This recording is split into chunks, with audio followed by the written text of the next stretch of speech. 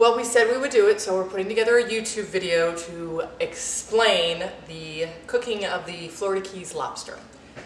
And this is very different than a New England lobster. Having grown up in Boston, I can tell you that for sure.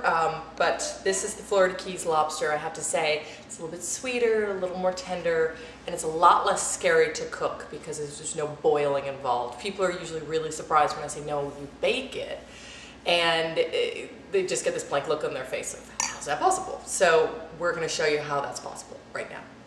I have pretty much laid out here everything that you are going to need, and this is probably the smallest set of ingredients you will need for any lobster dish. You know, people try and do all these really complicated lobster dishes, and really when the flavor is there, you don't have to worry about a lot of ingredients.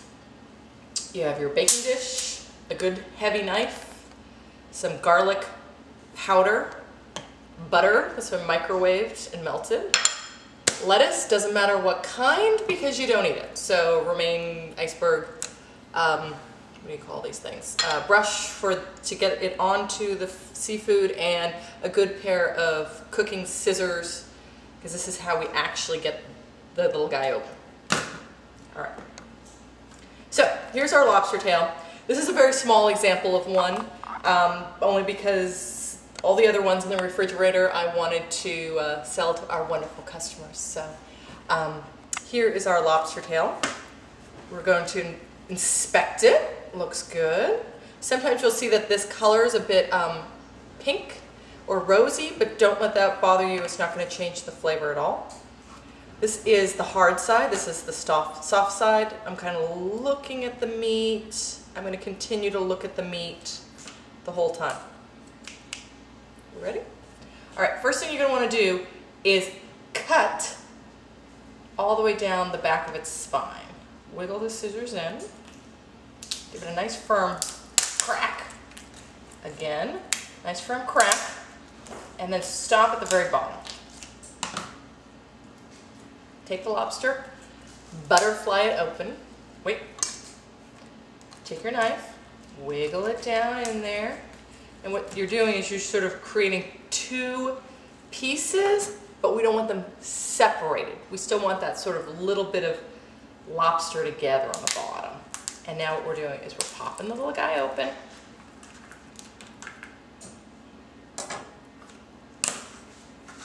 We've got him nice and open.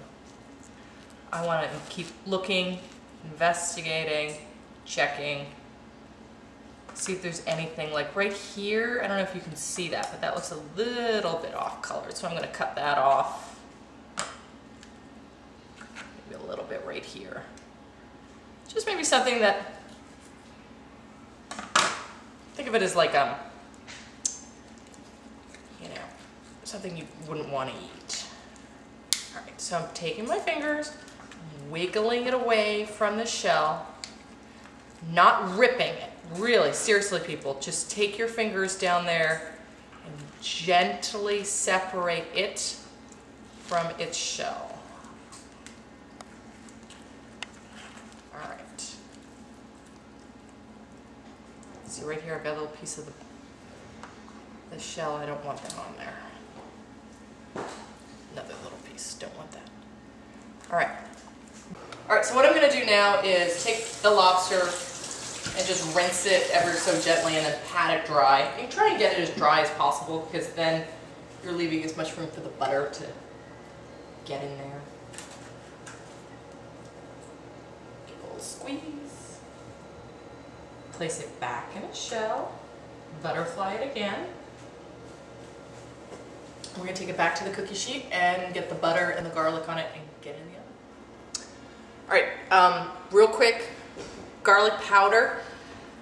We have tried fresh garlic, and you know, it really doesn't impart enough garlic flavor to it, so I would just say, you know, a fair amount, depending how garlic, oh yeah, I can smell it, depending how garlicky you like it. I'm just taking my lobster tail, give it a nice bath. All right.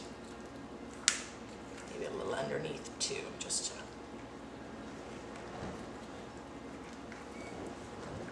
All right, pack it all back in. Butterfly it open.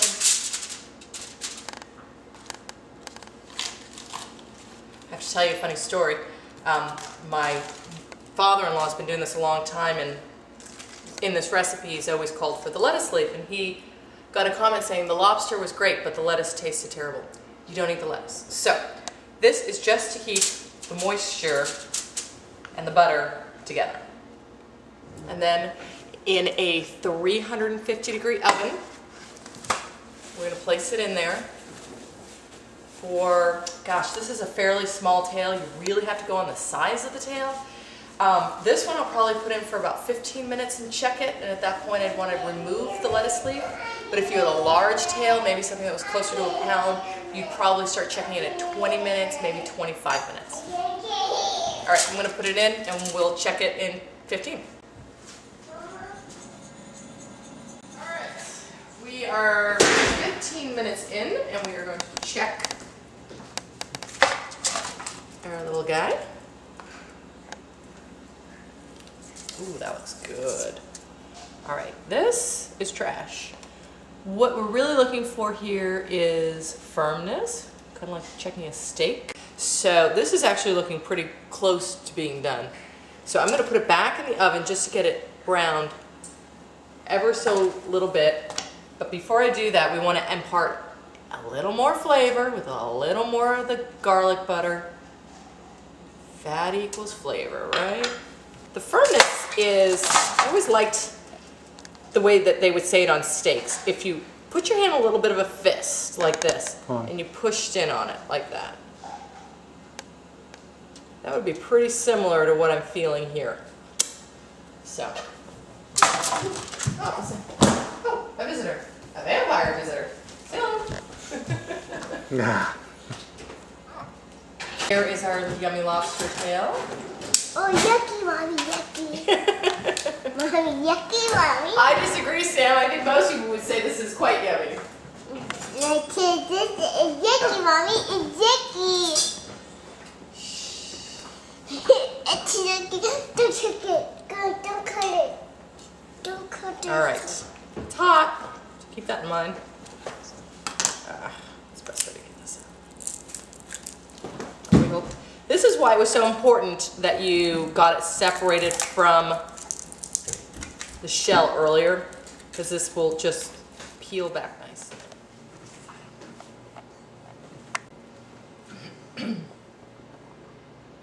Well, here you have it. Florida Keys lobster. Lobster, butter, garlic powder, a lettuce leaf, and you have one of the most delicious things out of the ocean. Enjoy.